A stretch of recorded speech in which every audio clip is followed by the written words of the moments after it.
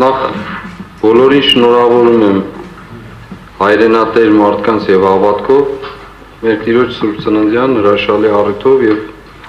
մաղթում չարիքից զերծ Հայաստան։ Իմ հարցը հետեւյալն է. անցյալ անգամ նիստը հետաձգվեց,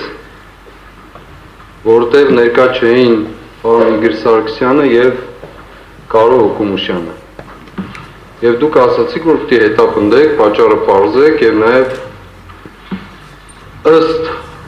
պատշաճի կամ ըստ արժանվույն պատասխանատվության ենթարկեք այդ անփույթ, եթե չասեմ անպատասխանատու, անարգալից դատարանի նկատմամբ վերաբերմունքի համար։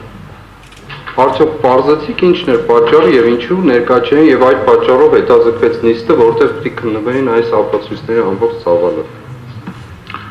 Մենք ստացել ենք այդ նույն օրը դատարանում ստացվել էր գրություն,